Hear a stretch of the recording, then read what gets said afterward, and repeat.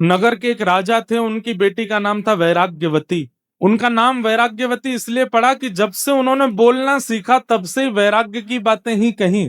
दुनिया के लोग सुंदर पुष्पों को देख के कहते कितना सुंदर है, कितना सुंदर है, कितनी इसकी सुगंधी देखो, इसका रंग देखो, इस पुष्प की कोमलता देखो। वैराग्यवती कहती सर्दियों को आने दो, पतझड़ का मौसम आएगा, सारी सुंदरता निकल जाएगी इसकी।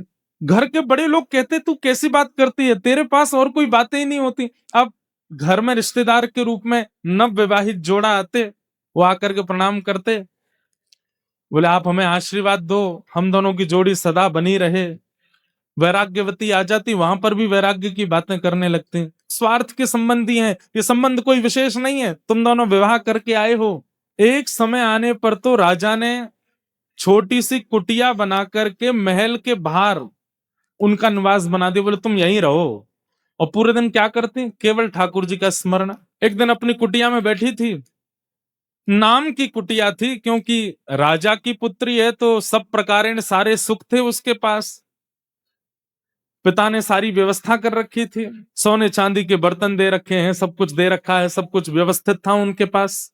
तो एक बार एक चोर आया, ध्यान से सुनिएगा, और उस चोर को पता चला कि राजा के यहाँ पहुंचना तो बहुत मुश्किल है, महल में रहते हैं, बहुत लोग पहरेदारी में रहते हैं, पर ये राजा की पुत्री है वैराग्यवती, ये बाहर रहती है, और हमने सुना है इसके पास भी इतना धन तो है इसकी कुटिया में कि अगर चोरी कर लिया जाए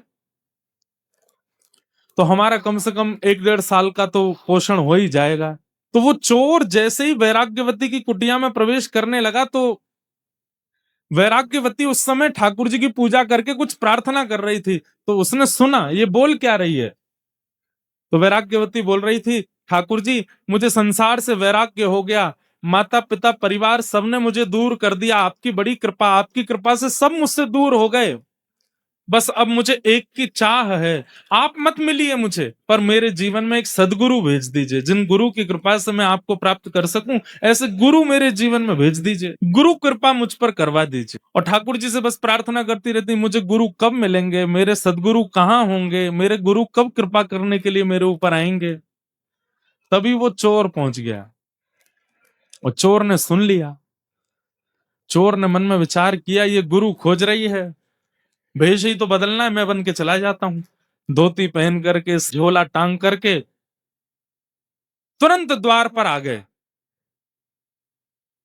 और द्वार पर आकर के उस वैराग्यवती से कहने लगे, जल मिलेगा, हम बड़े प्यासे हैं, सीताराम जल मिलेगा। वैराग्यवती ने देखा, देख करके बोली, मेरे द्वार पर संत आए हैं।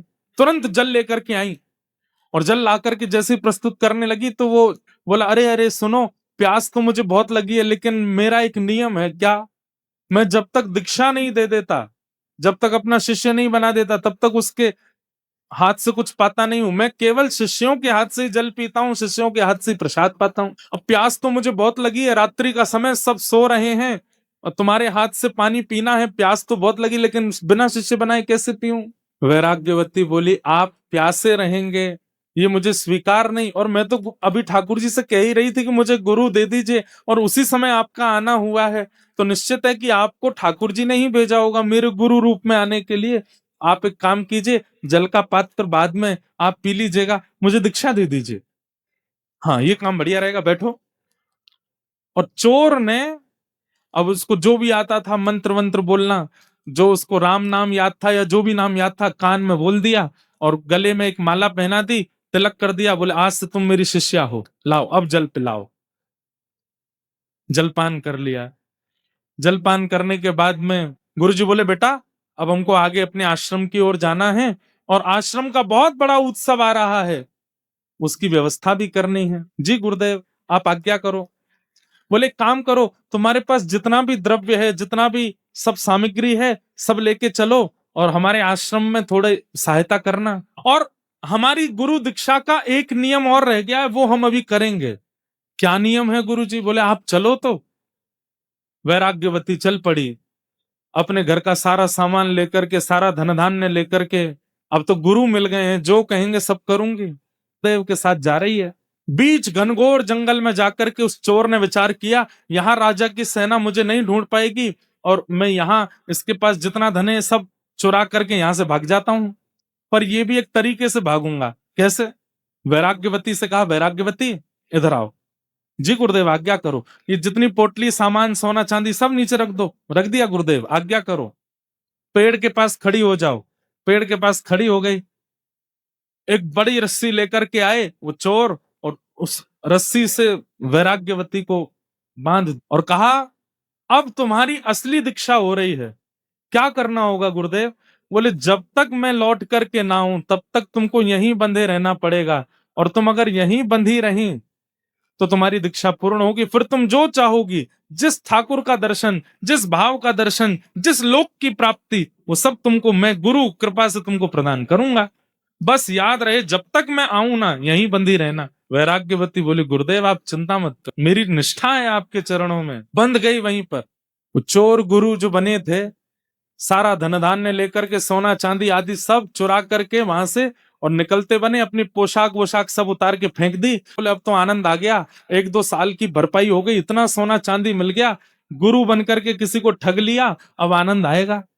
और वैराग्यवती तो वहीं खड़ी है और बार बार उस चोर के चरणों का ही स्मरण कर रही है। कैसे युगल चरण है मेरे गुरुदेव के, कैसे सुंदर स्वरूप है मेरे गुरुदेव के, मेरे गुरुदेव कितने कृपालु हैं। यहाँ राज्य में हल्ला हो गया कि वैराग्यवती अपने भवन में नहीं है, और सारे उसके गहने और जितने भी सोने चांदी आदि थे वो सब भी वहां से कोई ले जा चुका है। राजा ने अपनी सेना लगा दी चारों दिशाओं में, मेरी पुत्री को ढूंढो, कहाँ है? ढूंढते ढूंढते 3 दिन लगे। 3 दिन बाद घनघोर जंगल में वैराग्यवती मिली, एक पेड़ से बंधी हुई खड़ी है। तभी सैनिकों ने जाकर के वैराग्यवती को प्रणाम किया।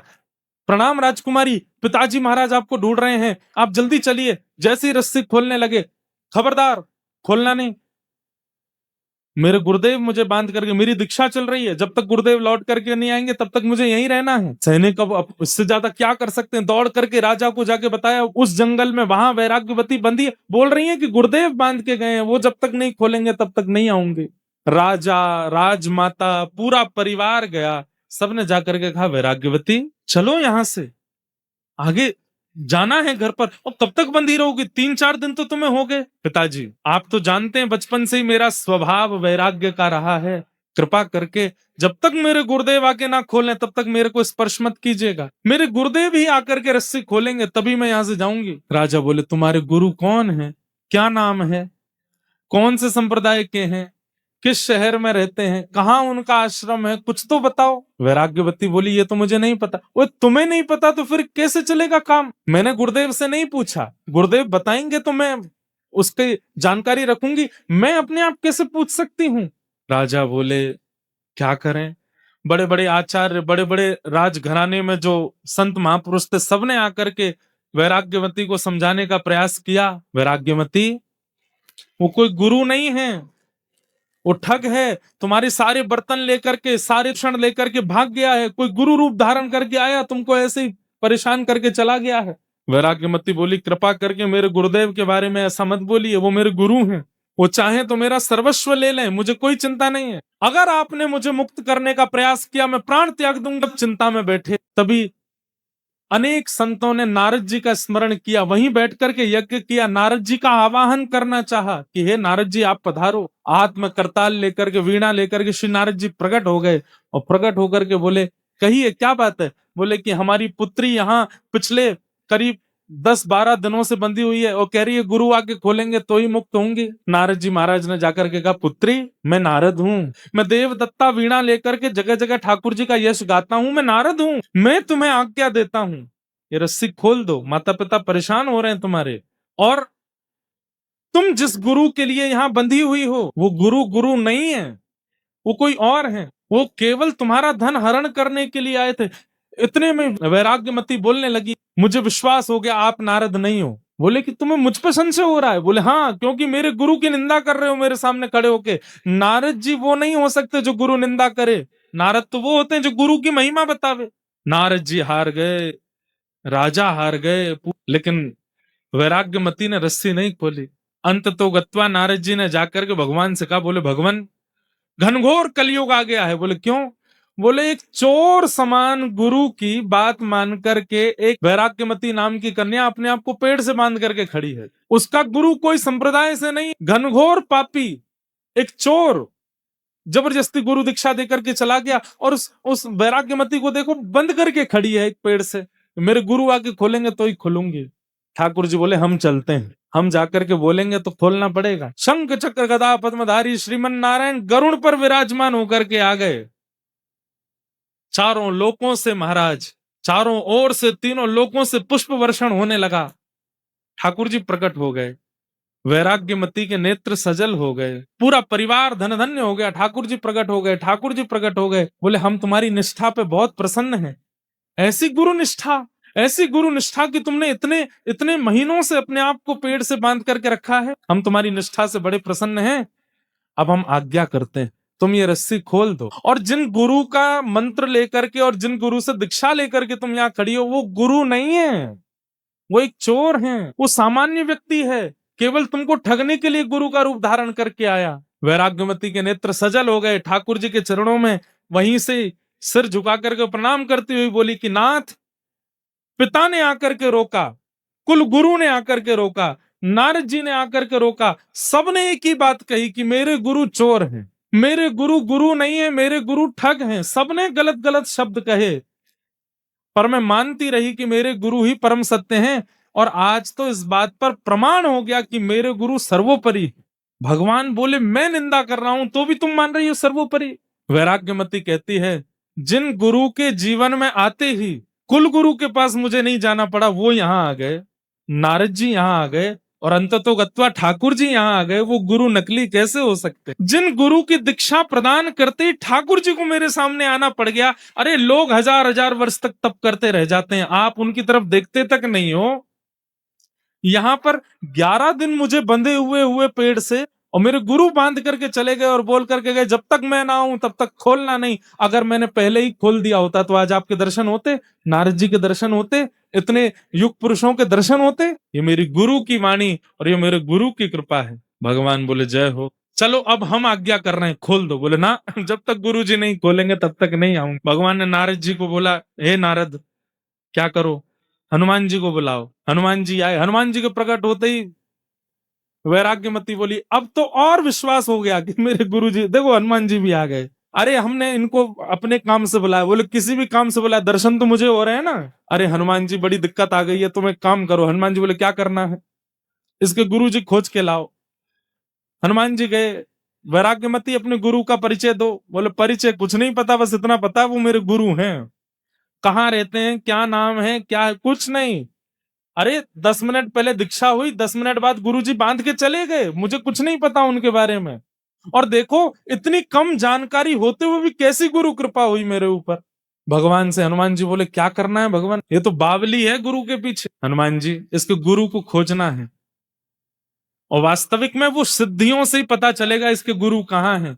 तो आप अपनी अष्ट सिद्धियों को प्रकट करके थोड़ा विचार कीजिए, ढूंढिए कि इसके गुरु कहाँ हैं। हनुमान जी ने अपनी नवनिधि अष्ट सिद्धियों को प्रकट किया और अपने मंत्र शक्ति से ढूंढा, तो ढूंढते अरे राम राम राम राम, क्या हुआ?